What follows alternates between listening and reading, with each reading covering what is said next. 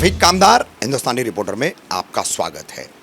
आज फिर एक बार हम आपके सामने रूबिक क्यूब में अपना नाम लिम्का बुक्स ऑफ रिकॉर्ड तक पहुंचाने वाले मुमरा के होनहार और ऐसे एक युवक अफ़ान कुट्टी को फिर एक बार आपके सामने ला रहे हैं। और सामने लाने की सबसे बड़ी वजह आपको बता दूं कि फ़िलहाल पूरे हिंदुस्तान में इस्लाम के खिलाफ माहौल बनाया जा रहा है। पूरे हिंदुस्तान में इस्लामिक संस्थानों को, इस्लामिक धार्मिक स्थलों को निशाना बनाया जा रहा है। हद तो ये हो गई कि अब कुछ राजनीतिक दलों के लोगों द्वारा सीधे सीधे इस्लाम के प्रेषित, इस्लाम को पूरी दुनिया में फैलाने वाले, इस्लाम की नींव रखने वाले नबी करीम सल्लल्लाहु ताला अलैहि वसल्लम की शान में गुस्ताखी तक की जा रही है। एक तरफ इस्लाम पर हमलावर ये तमाम लोग, इस्लाम को मिटाने की बातें करने वाले ये लोग, नबी करीम सल्लल्लाहु अलैहि वसल्लम की शान में गुस्ताखी करने वाले ये लोग, इबादत गाहों को मुसलमानों की निशाना बनाने वाले ये लोग, उनके बीच पिछले एक साल से रूबिक क्यूब के ज़रिए किस तरीके से अफ़ान जो है इस्लाम पर अपनी सोच बना रहे हैं और उस सोच को कैसे लोगों के सामने ला रहे हैं। तो आपको बता दूं, 25 जुलाई 2021 से अफ़ान ने एक काम शुरू किया था। रोज़ाना अपने घर में अफ़ान जंगे बद्र में नबी करीम सल्लल्लाहु ताला अलैहि वसल्लम के साथ शामिल होने वाले 313 जो सहाबा है उनके नाम रोज़ाना रूबिक क्यूब के ज़रिए वो बना रहा था। पहला नाम नबी करीम सल्लल्लाहु अलैहि वसल्लम के साथ जंग बदर में शामिल होने वाले इस्लाम के पहले यानी अव्वल खलीफा हज़रत अबू बकर सिद्दीक रज़ी अल्लाह ताला अन्हु का नाम 25 जुलाई 2021 को अफ़ान ने बनाया। और आज आपको बता दूं, ये सेकंड लास्ट डे है। 1 जून इसका आखिरी दिन रहेगा। 313 जंग बदर के सहाबाओं के नाम कल अफ़ान मुकम्मल कर लेगा। 313 नामों की ये सूची आखिर में ओले बिन शुक्रत रज़ी अल्लाह ताला अन्हु, इन पर 313 की ये पूरी सूची खत्म होगी, ये पूरी लिस्ट खत्म होगी। इसके अलावा अफ़ान ने कुरान में जो अस्माए हुस्न में अल्लाह के 99 नाम दिए, जो अलग अलग नाम पुकारने को, अल्लाह को संबोधित करने के हैं, उन नामों को भी रूबिक क्यूब के ज़रिए बनाया। इसके अलावा कुरान में जिन 25 नबियों का जिक्र किया गया है उन नबियों के नामों को भी रूबिक क्यूब के ज़रिए बताया है। उसके अलावा कुरान शरीफ की 114 सूरह भी जो है उसने रूबिक क्यूब के ज़रिए बनाया। साथ ही कुरान के 30 पारे भी रूबिक क्यूब के ज़रिए बनाया। और ये तमाम करते हुए आखिरकार ये 313 सहाबाओं वाला पिछले एक साल से उसका सिलसिला शुरू हुआ है। इस सिलसिले से पहले ये तमाम काम उसने रूबिक क्यूब के ज़रिए जो है इस्लामिक हिस्ट्री को फिर एक बार रूबिक क्यूब के ज़रिए लोगों तक पहुंचाने का अपना एक अनोखा अंदाज अफ़ान ने सामने लाया है। अफ़ान से हम बात करेंगे कि क्या इंस्पिरेशन है, क्यों करके अस्माए हुस्न के अल्लाह के 99 नाम, कुरान में 25 नबियों के नामों का जो जिक्र है वो, 30 पारे का कुरान, 114 सूरे और नबी करीम सल्लल्लाहु अलैहि वसल्लम की शान और उनके सहाबाओं के जंगे बदर के 313 नाम, ये सारा कंसेप्ट कैसे सूझा और किस तरीके से अफ़ान इस पर काम कर रहा है। अफ़ान क्या कहोगे? मेरा सवाल तुमने सुन लिया है तो मैं उसे दोहराऊंगा नहीं, किस तरीके से बताओगे इसको? सो ये हम लोग ने मैंने और मेरे जो अब्बा है, हम लोग ने ये 2.5 साल पहले ये सिलसिला शुरू किया था। फिर 2.5 साल पहले 3.5 साल पहले मैं मोबाइल एडिक्ट था। उससे बाहर आने के लिए मेरे अब्बू ने मुझे ये रूबिक क्यूब दिए। तो इस पे मैं धीरे धीरे माशाल्लाह तरक्की करते गया।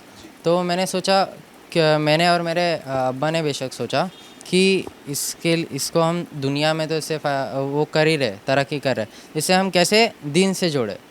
तो हमने 2 से 2.5 साल पहले 25 में 2020 को हमने सबसे पहले अल्लाह के 99 नेम जो है, अल्लाह के 99 नाम, वो हमने एक एक करके बनाना शुरू किए। अच्छा, थोड़ा सा ऊपर उठा के दिखाओ इसको, अफ़ान ऐसा खोल दो इसको थोड़ा, हाँ खोल दो। सबसे पहले ये नाम अल्लाह के ऐसे हमने 99 नाम, अच्छा, एक दिन डेली बनाए। हाँ। फिर उसके बाद हमने, जब ये हमारे सारे नाम मुकम्मल हो गए तो हमने हमारे प्यारे नबी मोहम्मद सल्लल्लाहु अलैहि वसल्लम के 99 नाम जो कुरान में जिनका नबी करीम जिक्र है सल्लल्लाहु अलैहि वसल्लम को जिन नामों से पुकारा जाता है वो 99 नाम है ये। वो और उनके मायने। अच्छा, उनके मायने भी है। हाँ उन नामों का मतलब क्या होता है हाँ। अरबी से? ठीक। फिर उसके बाद हमने 25 नबी है अच्छा, जो आदम सलाम से लेके मोहम्मद सल्लल्लाहु अलैहि वसल्लम तक थे। 25 नबी जिनका कुरान में जिक्र है। जिनका कुरान में जिक्र है, हाँ तो उनका नाम बनाए हमने। हाँ, फिर उसके बाद हमने कुरान के 30 पारों का नाम बनाए, क्या बात है, पहले पारे से लेके 30 पारों का। हाँ, ठीक है, पहले पारे से लेके अम्मा पारा तक अम्मा पारा तक हमने मुकम्मल 30 पारे। मुकम्मल 30 पारे। फिर उसके बाद हमने कुरान में 114 सूरे है, 114 सूरह। वो 114 सूरे बनाए हमने डेली एक एक दिन सारे। हाँ, फिर उसके बाद हमने जो अपने नबी करीम के साथ जंग बदर में लड़े थे 313 साहबा। अच्छा, ये 25 जुलाई 2021 से अव्वल खलीफा हज़रत अबू बकर सिद्दीक रज़ी अल्लाह ताला अन्हु के नाम से तुमने शुरू किया और कल ये ख़त्म होने जा रहा है। कैसे करते थे रोज़ाना इसको, कौन से वक्त में करते थे, और घर में किस तरीके से तुमको इस पूरे मामले में सपोर्ट मिला? घर में माशाल्लाह बहुत सपोर्ट मिला, और जैसे दीन के लिए है तो दिल से सपोर्ट करते हैं, और बेशक मेरे अब्बा ने बहुत ज़्यादा सपोर्ट किया है। तो मैं भाई जो खड़ा है वो भाई भी सपोर्ट करता था, भाई बेशक सभी सपोर्ट करते थे।